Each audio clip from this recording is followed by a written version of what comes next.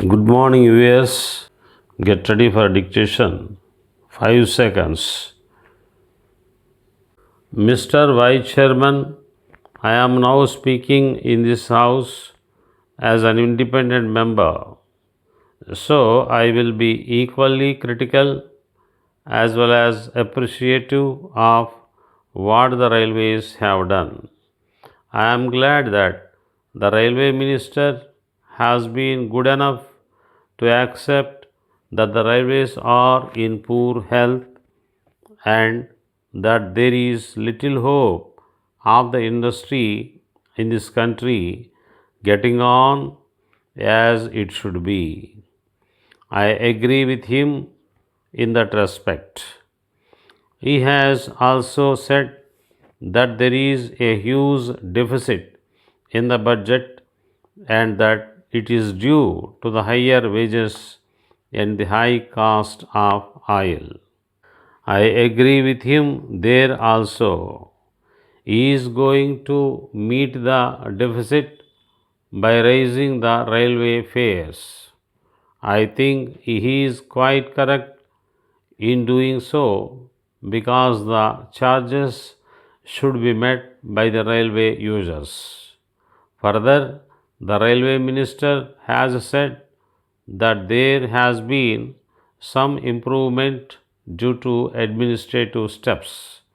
I do not know how far it is correct. It is said that in the last 3 months there have been increases in goods and passenger traffic. If this is said to be an improvement, I do not understand why the targets that they have laid down are so low.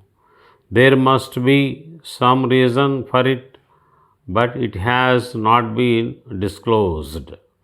I think that they do not have the confidence of continuing this improvement, or there may be some other reason. So far as I am concerned, I would like to make some suggestions to the railway minister to improve the health of the railways. First of all, it seems to me that we must give up all the railway lines which are not now remunerative. I believe that a number of surveys are being carried out to see whether new lines have to be added. I think this kind of adding lines when the railways are in poor health is not correct. Secondly, I think it is equally important that we should go slow in the matter of conversion of meter gauge into broad gauge. Thirdly, as the railways are not in good shape, we must give up all plans to introduce new passenger traffic. In this matter, I address both sides of the house. I may point out that we should have special trains only to transport goods from one part of the country to the other.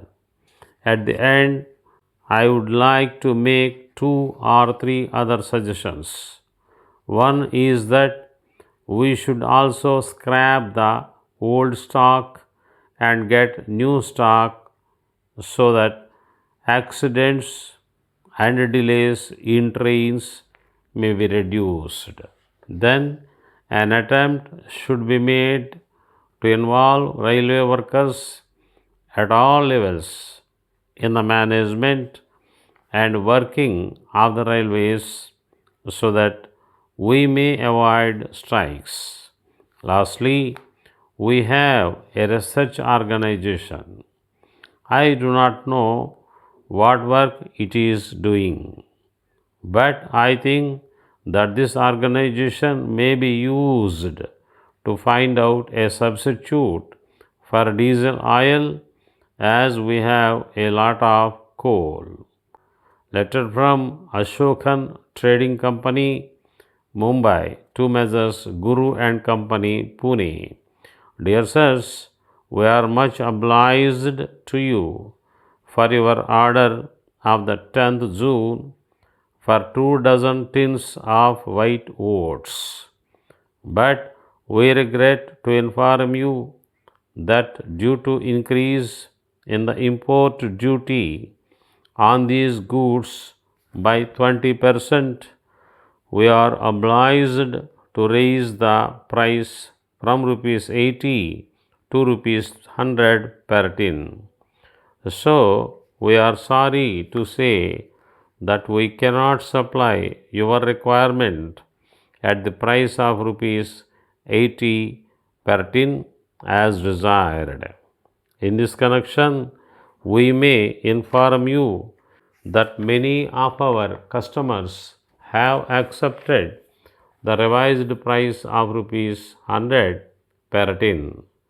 We hope you will also do so, as there is no possibility of your obtaining the goods at the old price.